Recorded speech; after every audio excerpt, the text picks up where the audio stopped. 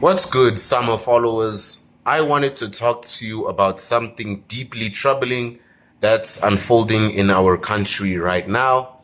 It's complex, it involves very serious allegations, and honestly, it reads like something out of a crime thriller. But this is real, and it affects all of us. So let me break it down as clearly as I can to you.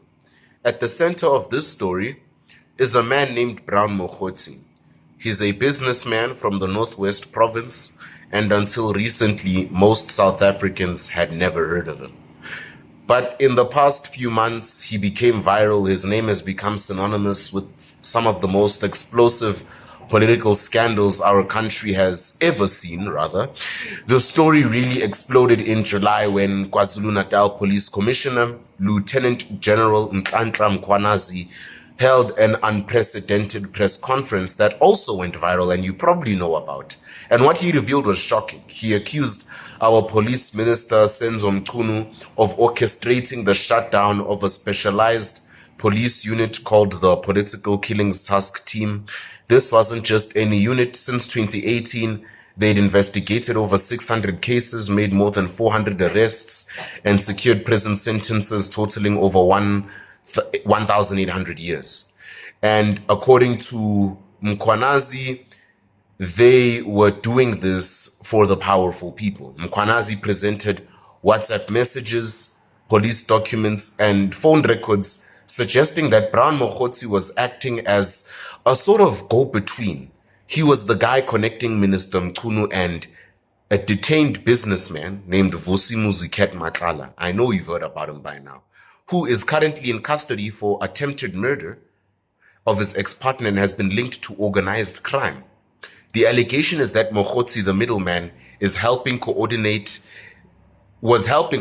dismantling the task team political killings networks. But here's where it gets even more complicated. Mokhotsi isn't just some random business middleman.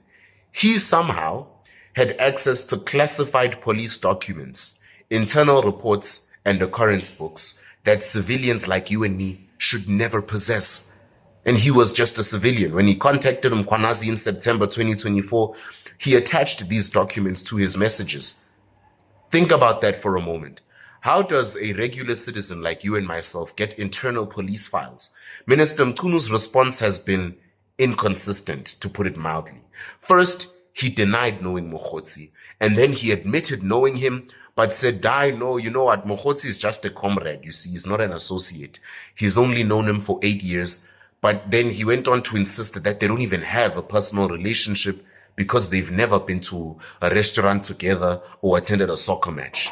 His chief of staff, Cedric Nkabinde, confirmed he arranged at least 2 meetings between Mokhotsi and the minister, though only one actually happened. The contradictions are troubling. Nkabinde told Mkhwanazi that Mokhotsi was very close to Minister Mchunu. So Mchunu saying he didn't know the guy. Mokhotsi had even access to arrange meetings with top police officials. He was sending WhatsApp messages reassuring kingpins like Matlala that the task team investigating him specifically had been dissolved. Who gives you such power besides a police minister? Can you see they were talking with each other? Today, something even more extraordinary happened. Mokhotsi appeared before the Madlanga Commission, a judicial inquiry investigating police corruption, and made allegations that frankly sound unbelievable. Unbelievable.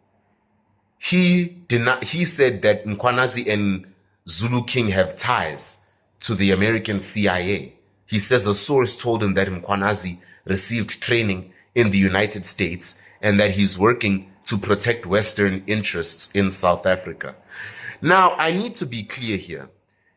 These are allegations. We don't know if they're true. But the fact that they're being made at all, in a formal commission setting, hearing that someone like Mkhwanazi is in the CIA, shows just how bizarre and serious the situation has become.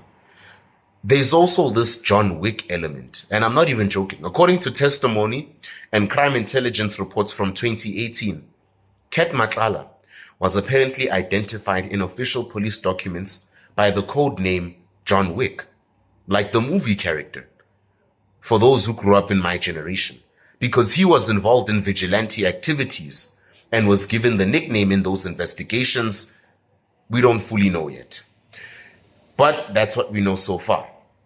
And here's what we also know for certain.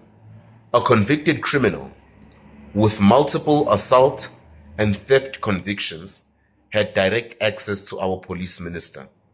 He had classified police documents. He was arranging meetings between the minister and people under criminal investigation.